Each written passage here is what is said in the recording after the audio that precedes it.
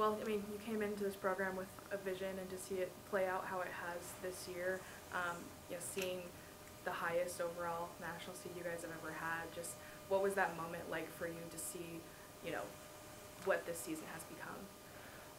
Something that I don't even know, I wasn't even aware of. I mean, to be honest, it's not something we're tracking on. I think when I found out, I was a little bit surprised, excited, proud, like all of those things, but not something we necessarily, set out to do in terms of, okay, we're trying to, be better than we were back then. It was just about coming in and building. And so I was actually just saying to my staff, like, wow, this was, this is great. Like we put ourselves in a really good position, and it wasn't something that we started the season going, let's host, let's be one of the top 16. It was about playing our best volleyball, and we thought this team had a good chance to be really successful. And so when we we got the draw and knowing we were hosting, it took a minute, I think, really to like set in.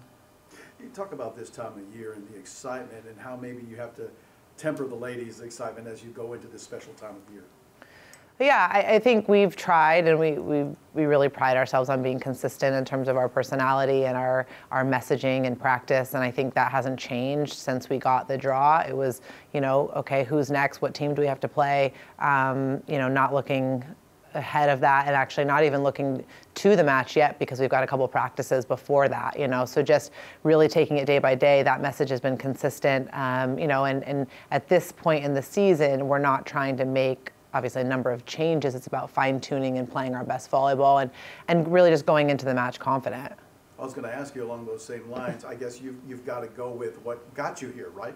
Yeah, I think that's been a strength of our team all year, is we've been in a pretty consistent lineup, and so going into the tournament, same thing, just being consistent in how we train and who's out on the floor. You guys have kind of been all over the place this season. How important is it to start the tournament at home? It's huge. It's just such a big advantage. Number one, you have your fan base, and you have the familiarity of your arena. But I think equally important is not having to take on the toll of travel and potentially a time change, which I know a number of teams will be dealing with. So I think it's twofold. It's one, the advantage of just being home, but also the advantage of not having to travel. I'm sure the season didn't end how you all would have wanted, but what have you seen from the response this week? And maybe was it good to have that, reminder that, if you don't play your best, somebody else can, come take it away from you, especially before it really matters in the tournament? Yeah, I think so. I mean, we really tried not to belabor that match. It was about, moving on, and in the interest of time, certainly the tournament selection was the next day, and it was like, hey, we've had a great season. We've done a lot of really good things. This team has been really good all year long. We played an uncharacteristically bad match, and to South Carolina's credit, they played great. So, but we kind of have to flush it and move on, because it's about what's coming up next. And so I think the mentality going into practice on Sunday and Monday was really good. I mean, the team bounced back, and it was very positive, came into the gym ready to work and focused. Coach, what do you know about your first opponent on Friday? Well, I know they're good, and I know they're used to being in the tournament, so this is not something new for them. This is not something that I think they're just happy to be here. This is a team that's won their conference many a times. They have some impact transfers, one of which who came from our conference, and so I think that they will be well prepared, and they're a pretty, physical team as well. So I think for us, it's just about what do we have to do on our side of the net, and cleaning up some of the things that we've talked about this week. It feels like all the transfers you brought in kind of fit in seamlessly and were exactly, where you needed some extra help or experience. Just what has been the key to helping them fit in so seamlessly and have them, really work out in exactly, the needs you had? Yeah, I mean, I think we really try to do our homework, number one, when we bring in anybody, but certainly transfers, to make sure that they not only fit from a talent standpoint, but from a culture standpoint, and knowing that they're going to have to come in and compete for a spot. And I think, we're really honest in the process about that, and also in terms of just what our needs are. I think they all knew we needed to add in their positions, not necessarily that was guaranteeing them a starting spot, but that there was going to be competition in that spot for them to come in, and with all of them with having so much experience and so much much success where they were, I think they just had a really good perspective on, you know, what it takes to come into a program, and they really earned their way, in my opinion. You know, obviously Raven sat on the bench for half of the season. Jay Torres came in last spring, so she was here training with the team all spring, you know, and so I think they earned their time, you know, and they definitely had to compete for their spots, and they did that, and they've had great seasons. Coming off the regular season that you guys have had, you know, what does it do for this team, not only to have the belief that you can contend with anyone, but have a bit of proof that you can as well? Yeah, I think it's huge, and I, you know, you go back to the beginning of the year and just how much success we had early on, and I think that's when that belief really started.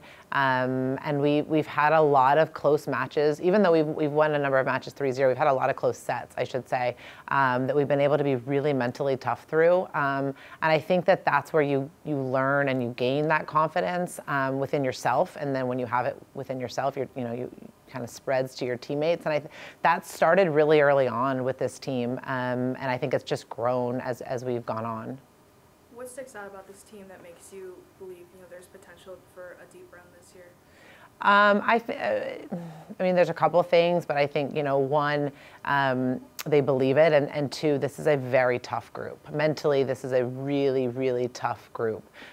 You know, they've been resilient, I feel like, all year long, in terms of just we've been down in sets, or we've, you know, had to call a timeout, and they've always seemed to respond appropriately and find ways to be successful. So I think you need that. I think you're going to be tested, you're going to be challenged in the tournament. Everybody you play is good. Everybody's season is on the line, you know, and so I think the ability to go in with a mental toughness of knowing what needs to happen will serve us well. Your culture of just empowering your players, empowering your leaders, how do you feel like that has contributed to the success? Do you feel like it's a glue piece? Do you feel like it's a foundational piece? But like, how have you kind of seen that pay off throughout this season?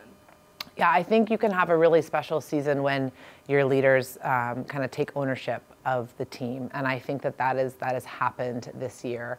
You know, our leaders have just done a tremendous job of prioritizing the season, and I would like to believe we've had, you know, something to do with that in terms of empowering them to do that. You know, they want this season to be special. They started this season feeling like this was the most important thing in their lives, was to have a great season, you know, and they've acted that way. They've been in the gym every day, the way they talk to each other, you know, just everything they do has been about having a great season. And I think, you know, that has obviously been a big reason why we've had a good season. But just going back to this didn't start in August, you know, this idea of empowering them and for them to dream really big and to take ownership of the season really started after finishing last year, you know, and knowing we were going to return quite a few players and then bring in some experience. I think that was it all kind of came together.